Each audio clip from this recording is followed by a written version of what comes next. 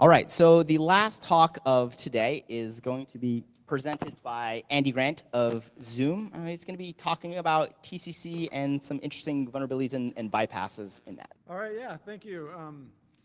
So I'm going to talk about some TCC research that I did.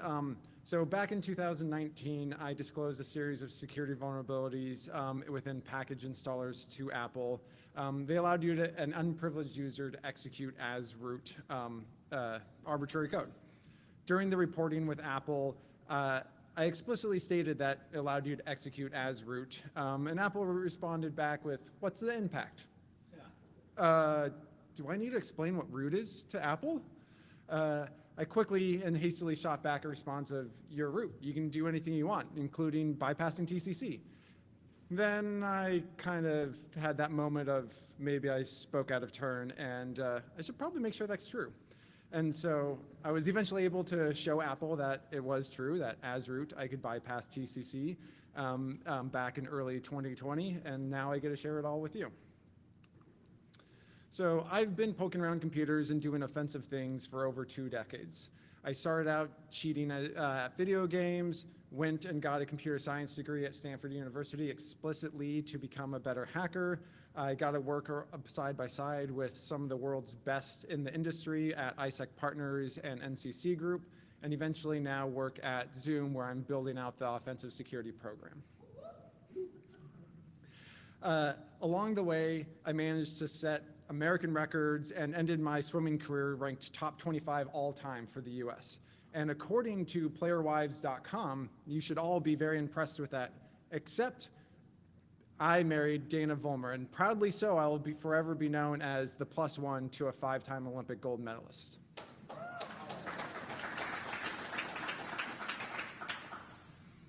So first, I'm going to make sure we're all on the same page, give a little background about macOS protection, SIP, and TCC as the focus.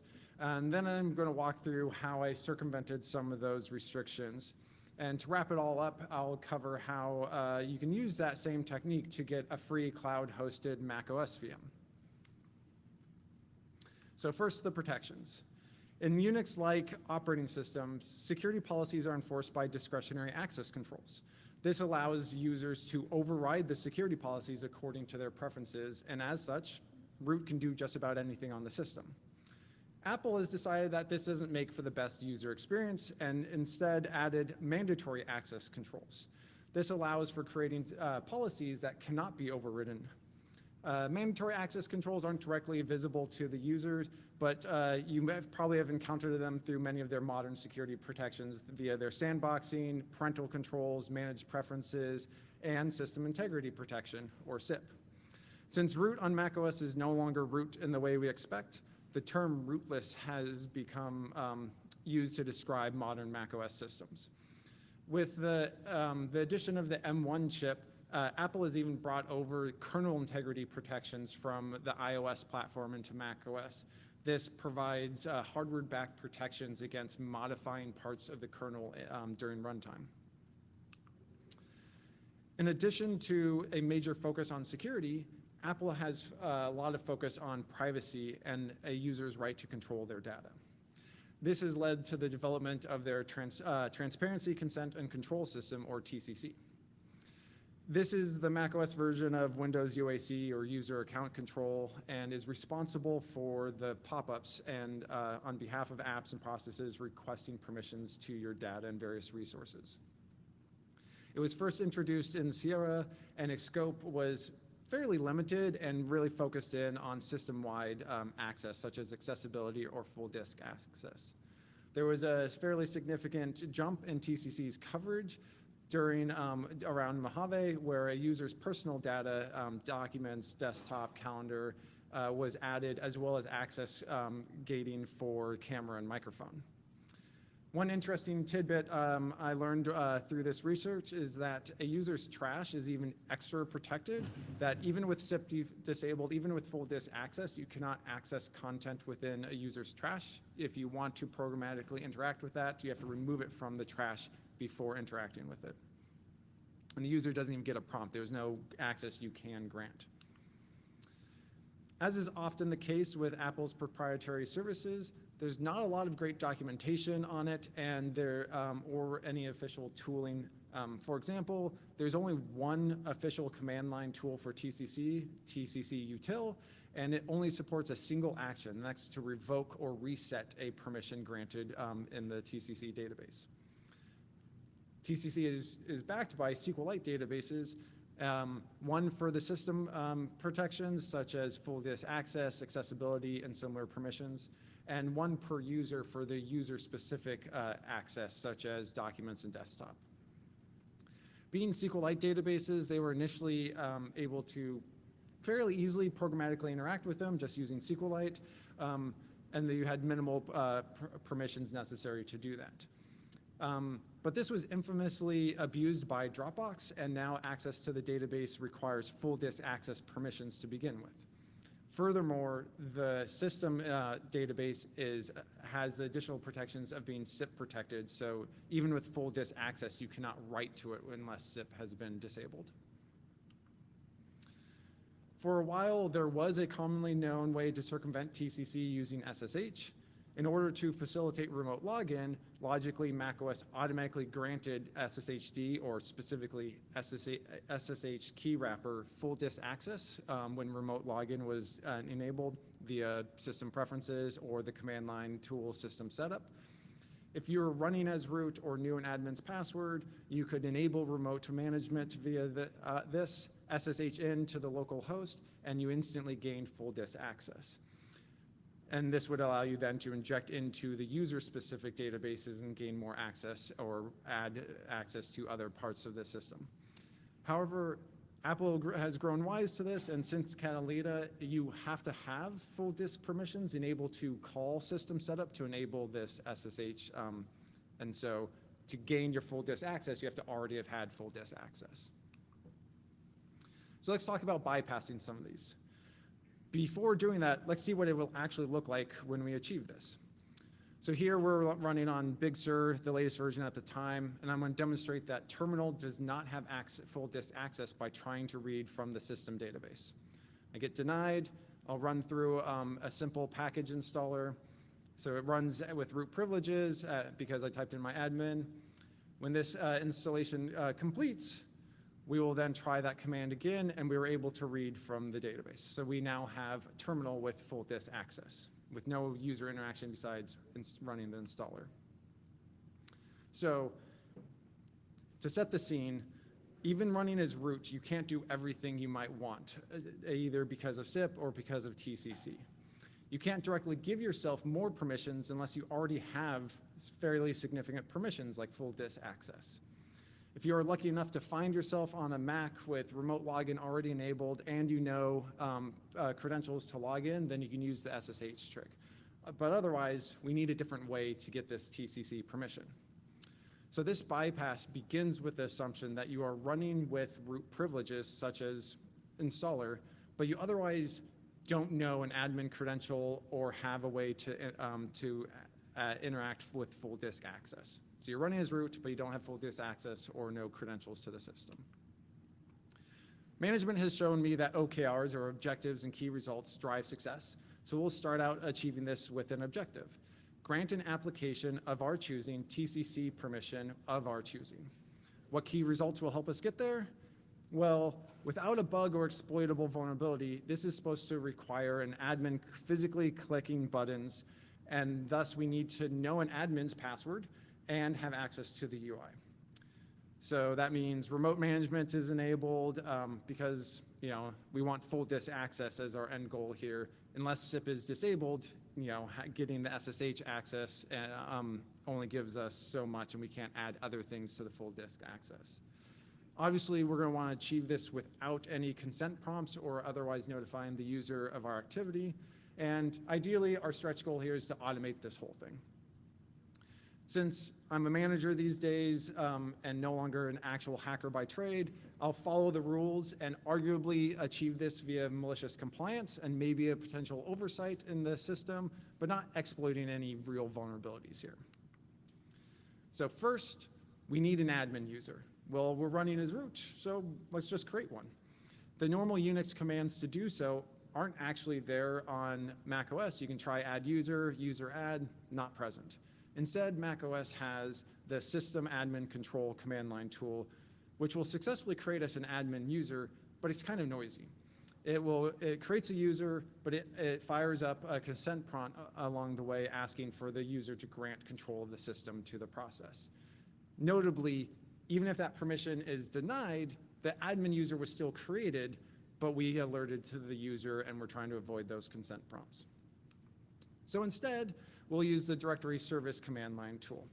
So we'll create a user, we'll give that user a password, we'll set the name for that user, we'll create a home directory for the user, we'll give them a shell, we'll add a user ID for them, we'll give them a group ID and choose the admin group ID on macOS, and then finally we'll add them formally to the admin group. Along the way, there is no need for full disk access while doing this, and there was no consent prompts or anything that alerted the user to our activity.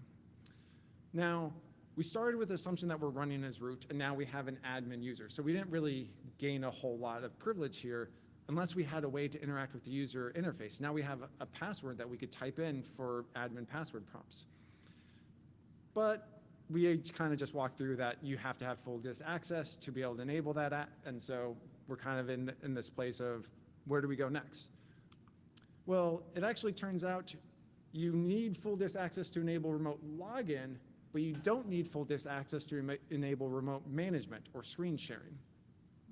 You can do this via the kickstart command within the Apple Remote Desktop ARD agent, and you can activate it for all, enable screen sharing for all users on the system, or if you wanted to be extra stealthy, you could do it for just the newly created admin user. Again, this did not require any full disk permissions, and it did not require any consent prompts to the user. Well, apparently Apple doesn't think enabling remote access via the command line only is a great idea, and it tells you this won't work. You get this warning that it will only work if you enable it through system preferences. Fear not, sometimes a warning is actually just a warning, and if you take one thing away from this is when you're hacking, ignore the warnings. HR disclaimer, when you're managing, don't ignore the warnings. Even with this warning being displayed, running this command on macOS 10.15 Catalina does in fact enable remote management with all the necessary permissions that you need to do what we want, connect remotely and engage with the system. However, in macOS 11 or Big Sur, this warning does mean something. While running the command does start up the remote management services, particularly the screen sharing agent, it does open port 5900, and it is reflected within system preferences sharing. You'll see the checkbox next to remote management. However, in Big Sur, Apple added just one more thing. In Big Sur, there are default deny entries within the system TCC database that deny the screen sharing agent the post event or accessibility equivalent and screen capture permissions. When you enable remote management via system preferences, TCCD grants these permissions to the screen sharing agent. But if you enable it through the command line, no such activity happens and you have these deny entries. Without them, your port's open, the services are running, you can still connect to the screen sharing session, but without the screen capture permission, you get a black screen. And without the post event permission, your keyboard events are not affecting the remote system. So at this point, my TCC bypass works on Catalina, but not on Big Sur because of these deny entries. Well, if these deny entries are getting in our way, let's just get rid of them. So we have this TCC util command, we're running as root, we can reset these permissions and remove the entries from the database. So without these denies within the database, our remote access is restored and we can proceed with connecting and granting our payload permissions through interacting with the UI. So if there is a bug throughout this whole process, it's probably this. The screen sharing agent, for screen sharing agent, TCC is acting as a deny list instead of an allow list like we come to expect it for everything else. The screen sharing agent appears to have post-event and screen capture permissions unless it's explicitly denied. In the end, I actually only need post-event permissions is I found a way to do this all blind without being able to see the UI. And so we can leave screen capture alone because the way in which TCC util works, the bundle ID for screen sharing agent isn't recognized by Apple as a valid bundle ID, and so I can't reset just those permissions. I would blow away all the screen capture permissions for any app installed, which could be disruptive for if you have a Zoom application installed and you try to do screen sharing through that. So at this point, we've satisfied all of our key results. We use the directory service command line tool to create an admin user, and we now know admin creds on the system. We then use the remote desktop, Apple Remote Desktop Kickstart command to enable remote management. And then we also reset the permissions for the post event. We did this all without any consent prompts to the user and without any additional permissions. Now, to make this a proper bypass, I wanted to automate this as we saw within the demo. The automation actually happens via a script to send keyboard events over a VNC connection, and the ability to navigate the modals via keyboard, so I don't even need to use the mouse or be able to see the UI in any way. Thanks to a suggestion of one of my team members, we even do this without any network activity by using the loopback interface, allowing this to fit neatly inside a purely local install package. Since we created a new user to do this, the automation of the remote access was initially a bit tricky as the user hadn't gone through the setup agent. This is, enabling analytics, iCloud, do you want to enable Siri, do you want light or dark mode, etc. To help with this, I added the ability to skip all of that setup flow, so when you connect, you automatically end up just right at the desktop and don't have to do any of that configuration. There may be a cleaner way to do this, but for now I do it by just creating the user's directories all the way through to preferences, making sure the user owns those directories since I created them as root, logging in through an interactive shell as that user, let it run off in the background so I can keep going, and then writing a few dozen entries into its defaults for the setup agent, the setup assistant. This says, like, I've already selected whether I want Siri to run. I've already chosen my light dark mode and such. So now we've walked through that, we're really just automating the UI. So let's see what that looks like here. So on the right-hand side, we have the exploit and the demo we ran. And on the left-hand side, I'm going to connect to that system and then hands-off keyboard watch what that automation script is doing in the background. So we'll connect as the newly created user and then just watch what's going on here. We're first going to open up the Finder to go into the terminal application, load up terminal application, and then launch a file I created to jump us directly to the privacy panel within system preferences, easing the number of button clicks here. We're going to tab around until we get to the lock icon, type in our our admin password here, tab around until we get to the plus icon, and then we're going to select the application we want, terminal in this example. So terminal was open, so it asks if we want it, and there we have it, terminal added to full disk permissions, and that's all running by this installer on the right-hand side. The installer then goes through and logs us out, kills that user, and resets the thing, and we now have full disk access for that terminal application.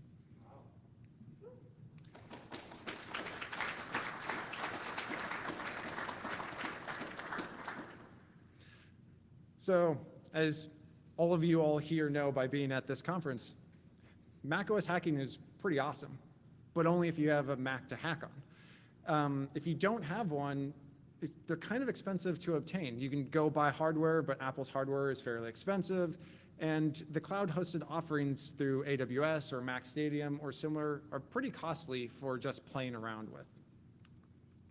Well, we're in luck. GitHub actually provides free macOS and Windows and Ubuntu environments for running what are called GitHub Actions. At the moment, Big Sur has been moved into a private preview because the demand for it was fairly high, but you can still get a Catalina VM. Now, the systems aren't the most powerful, but they do have 64 gigabytes of RAM, which isn't too shabby, and they come really loaded from a developer's perspective with the most common package managers like Homebrew, a plethora of programming languages pre-installed, basically every Xcode and SDK from the past couple years, And it's completely free if your action is for a public repository, and it's time limited if it's a private or enterprise repository. So here's an example of a GitHub action workflow. It's a YAML file that defines the workflow name, in this case MacVM for me. It says that I'm going to use the bash shell to execute my action within, and then I specify that I want the latest Mac OS operating system to run on. And then I say the command we're going to run is sourcing in a shell file, and so that shell file will have the commands I want executed. The caveat here, though, is this is a headless system. It's not meant to be interactive. It just executes the defined action, and then you can watch the console output for standard in, standard out, and error messages. And so it's kind of like running a Jenkins job or similar. You're not getting that UI interaction. So we'll just add that interaction. We'll create an interactive environment here. So we create an action that leverages the steps that I walked through for the TCC bypass, but add in a reverse proxy. We don't want to automate the interaction. We want to be able to connect to it. So first we go through and create the admin user so we have credentials to the system. We enable that remote management and set up a reverse tunnel so we can connect to it. This will also serve as our blocking process within our workflow, so the VM stays alive until that reverse tunnel exits and the script is allowed to finish. Now you can go and connect to your reverse tunnel using VNC, and you have your very own Mac OS playground. And this is what it will look like. So here we're at GitHub. We're in kickoff our workflow. And then once this workflow starts, we'll click into it, go to the console output that GitHub provides. My script will ultimately print out the endpoint of that reverse tunnel. I use ngrop to simplify my demo here. Copy and paste that endpoint out, switch to our VNC client, log in as our newly created admin user, and then we'll find ourselves within a cloud-hosted VM that I'm not paying for. And so there's just evidence of all those Xcode versions and everything on there, and PowerShell and whatever else you may want. So to recap here, we started as root, but we didn't have access to an admin user or the UI. We created an admin user and used the CLI to enable remote management while also resetting the TCC permissions that would deny the screen sharing agent the ability to control the system. At this point, you could open up a reverse shell and manually interact with the system, including granting anything you want TCC permissions. But to make this a full proper bypass, we automated it. Using a VNC automation script, we connect to the screen share via the local host so we don't have to worry about their firewall, we don't have to worry about network activity or monitoring, and we log in as the new admin user. The script mimics the keyboard events that you would use as a manual user to open up system preferences, go to the privacy panel, and unlock the admin panel. Once you're there, you can then select whatever payload you want for whatever permissions you want. In our demo here, we chose to give the terminal application full disk access. And that is the walkthrough of why root, even just once, can bypass TCC permissions on a macOS system.